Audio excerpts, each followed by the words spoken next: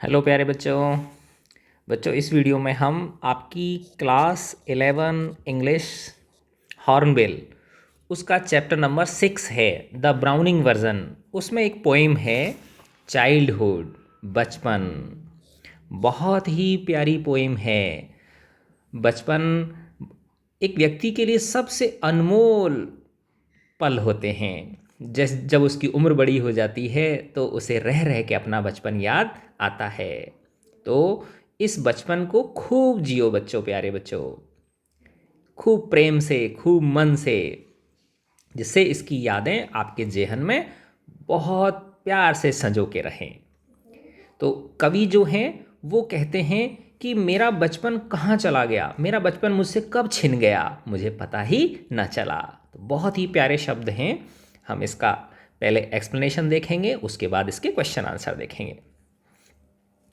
When did my childhood go? मेरा ये बचपन कब मुझसे छिन गया, कब मुझसे दूर हो गया। Was it the day I cease to be 11? क्या उस दिन जब मैं 11 वर्ष का हो गया था, क्या उस दिन ये मेरा बचपन मुझसे दूर हुआ? और वॉज इट द टाइम, क्या वो समय, उस समय मुझसे मेरा बचपन दूर हुआ। I realised that hell and heaven, जब मैंने यह जाना, जब मैं ये जानने लगा, समझने लगा कि जो हेल और हेवन है, जो नर्क और स्वर्ग हैं, could not be found in geography, उन्हें भूगोल की किताबों में नहीं ढूंढा जा सकता। अर्थात जो बच्चा होता है वो सारी चीज़ों की कल्पना करता है, ईश्वर की, स्वर्ग की, नर्क की, परी कथाओं की, राक्षसों की। तो लेखक कह रहे हैं ये मेरा बचपन मुझसे कब छिन गया, मुझसे कब दूर हो गया। क्या उस समय जब मैं 11 वर्ष का हो गया था और जब मैं जानने लगा कि ये जो हेल और हेवन हैं, नर्क और स्वर्ग जो हैं, इन्हें ज्योग्राफी की किताबों में नहीं ढूंढा जा सकता। अर्थात 11 वर्ष से जब मैं छोटा था तो मैं ये समझता था कि ये जो स्वर्ग और नर्क हैं ये वास्तव में एग्जिस्ट करते हैं, है ना। इन्हें ज्योग्राफी की किताबों में ढूंढा जा सकता है, इनकी लोकेशन को पहचाना जा सकता है, आइडेंटिफाई किया जा सकता है। And therefore could not be was that day.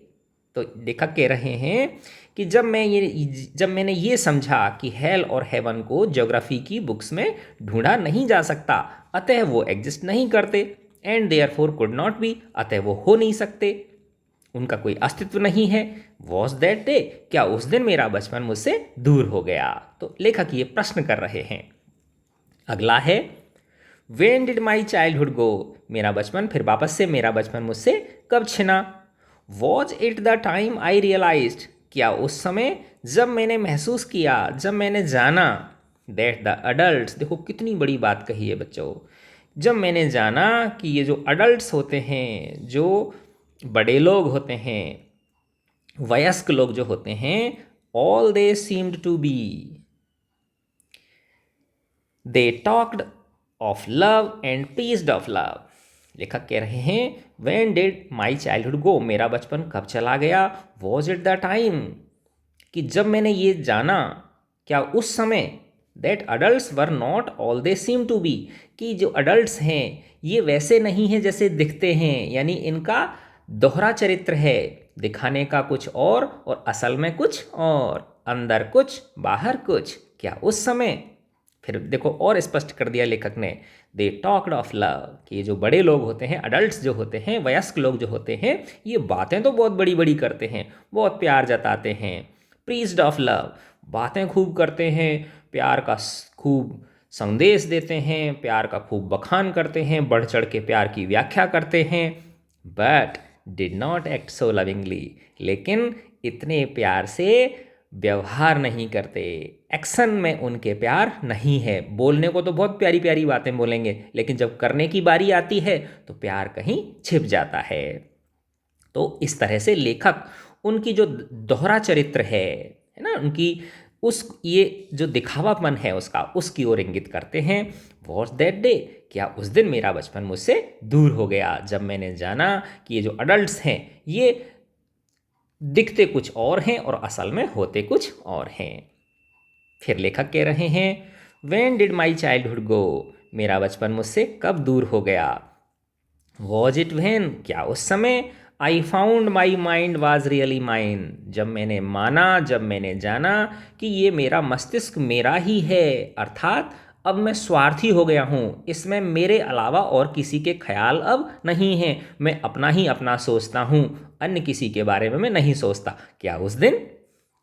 To use which ever से वे आई चूज़, अब ये मेरा मन मस्तिष्क ऐसा हो गया है कि मैं जिस तरह इसको चाहूँ उस तरह मैं मोड़ लूँ। लेकिन जब बचपन होता है तो बच्चा छोटी छोटी चीज़ों से बहुत ज़्यादा प्रभावित होता है, मूव हो जाता है, वो किसी का दुख उससे नहीं देखा जाता, सहानुभूति से वो ओत प्रोत होता है, छोटी मोटी बातों को वो दिल से नहीं लगाता, अभी लड़ लेगा 2 मिनट बाद भूल जाएगा।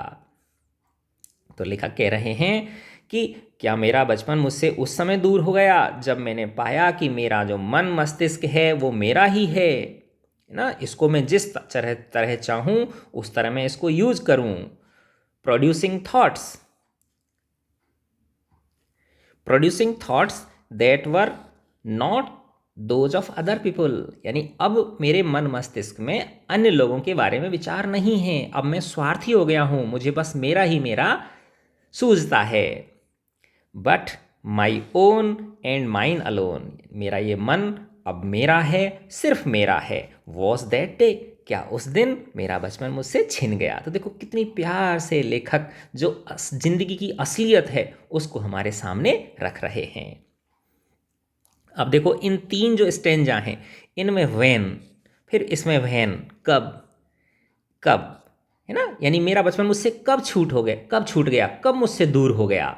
अब देखो अगले स्टेंजा जो है ना, इस लास्ट स्टेंजा, उसमें ये लास्ट स्टेंजा में वेयर है ना, where did my childhood go, है ना। अब ये कह रहे हैं मेरा बचपन कहाँ चला गया।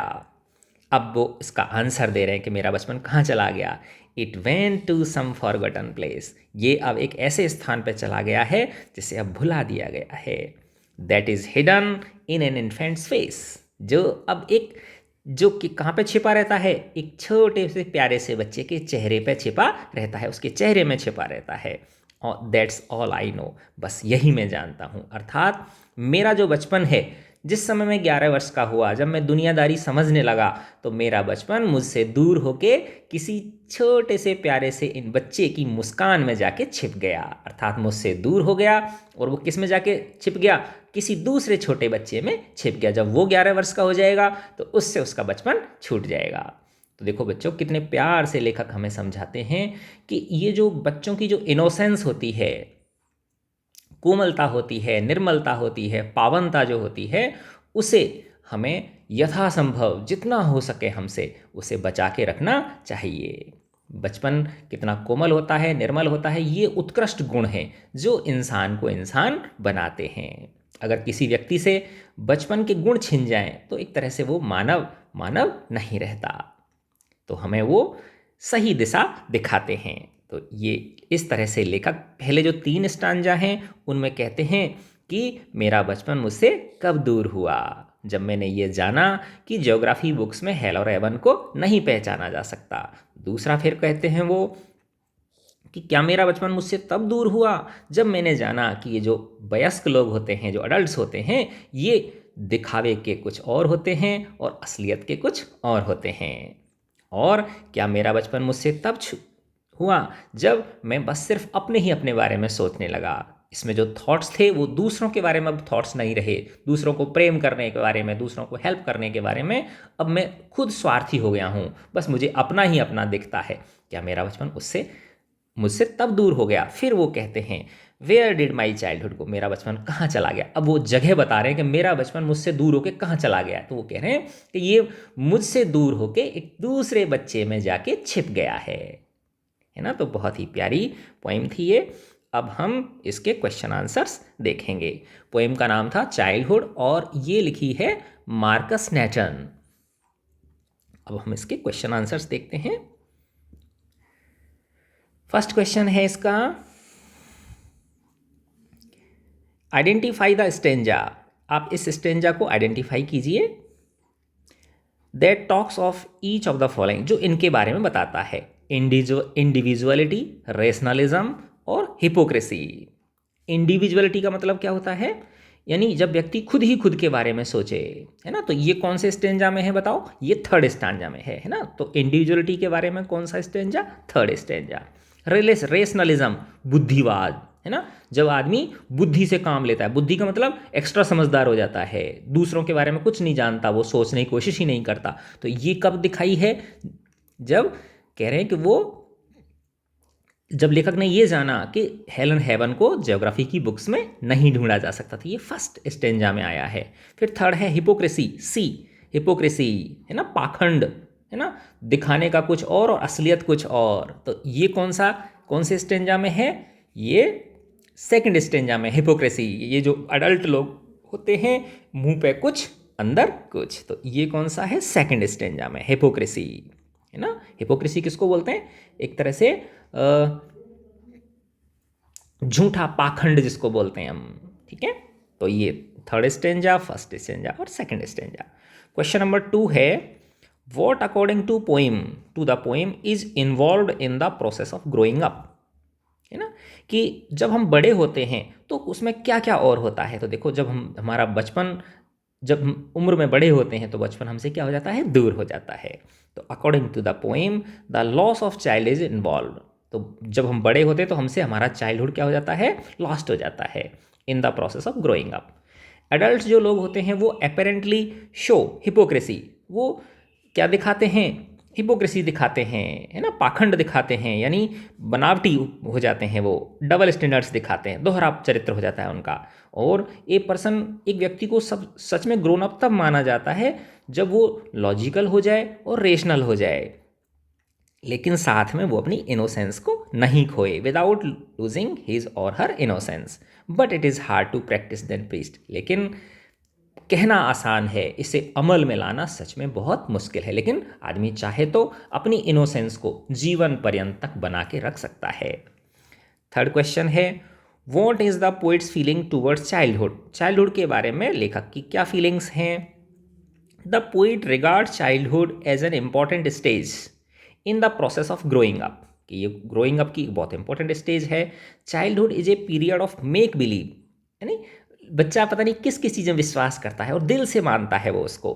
Children readily accept whatever elders से, बच्चे हर वो बात मान जाते हैं जो बड़े लोग उन्हें कहते हैं। Poet tries to identify the specific moment, लेखक उस विशेष क्षण को बताने की कोशिश करते हैं, उस समय को बताने की कोशिश करते हैं और उस दिन को बताने की कोशिश करते हैं। When he lost his childhood, जब उन्हें बचपन उनसे दूर हो गया। And stepped out into adulthood, और वो किस में आ गए, वयस्क की दहलीज में आ गए। ही indicates that childhood is naive, childhood जो होता है वो बचपना, नौसिखियापन होता है, बचपना होता है। And does not understand hypocrisy, और वो पाखंड नहीं समझ पाता, दोहरे चरित्र को वो नहीं जानता। The poet feels that his childhood is gone for ever, कि उसका जो बचपन है अब उससे सदा सदा के लिए दूर हो गया है। And can only be found in the innocent face of an infant, और अब उसे कहाँ ढूंढा जा सकता है, किसी प्यारे से, छोटे से, नन्हे से, मुन्ने से बालक के चेहरे में उसे ढूंढा जा सकता है। इसका नेक्स्ट लास्ट क्वेश्चन, अब इसका लास्ट क्वेश्चन है question number 4, which do you think are the most poetic lines and why. इनमें ये जो पोइम है इसमें 4 स्टेंजा हैं, इनमें सबसे ज़्यादा पोइटिक, है ना, कवित्व का भाव लिए हुए कौन सी लाइन है। तो the following lines in the poem are most poetic. It went in some forgotten place, ये मेरा जो बचपन है ये किसी एक भूले बिछुड़े स्थान पर चला गया है। That is hidden in an infants face, that's all I know, है ना। तो ये सबसे मोस्ट पोइटिक लाइन है। The above lines conclude that, ये हमें ये निष्कर्ष बताती हैं, the questions and speculations of the poet regarding his lost childhood, जो पोइट हैं वो अनुमान लगाते हैं कि मेरा बचपन कहाँ चला गया है। The lines beautifully depict the poet's realisation, ये लाइन्स लेखक के रियलाइजेशन को डेपिक्ट कर रहे हैं, बता रहे हैं, of the loss of the most important stage of his life, कि उसके जीवन का सब मोस्ट इंपॉर्टेंट स्टेज है वो गायब हो चुका है। ही फाइनली रियलाइजेज दैट, अंत में वह यह निष्कर्ष पे पहुंचता है कि his childhood has gone to some forgotten place, कि उसका जो बचपन है वो किसी फॉरगॉटन प्लेस पर, एक भूले बिसरे स्थान पर चला गया है। That place could not be found hidden in infants, that could only be found, जिसे सिर्फ कहाँ ढूंढा जा सकता है, एक बच्चे के इनोसेंट फेस में ढूंढा जा सकता है। तो बच्चों देखो, मैंने पहले इसका एक्सप्लेनेशन किया, फिर इसके क्वेश्चन आंसर्स किए। मैं आशा करता हूँ, और मेरे आप जो है ना पूरी इंग्लिश के है ना वीडियोज़ आप इस पर देख सकते हैं, है ना, प्लेलिस्ट में मौजूद हैं सारे लेसन्स के, और क्वेश्चन आंसर्स भी हैं नीचे। जो लिंक होती है ना उसके नीचे क्वेश्चन आंसर्स का लिंक भी दिया, तो वो भी आप देख सकते हैं। गॉड ब्लेस यू प्यारे बच्चों, लव यू ऑल बच्चों।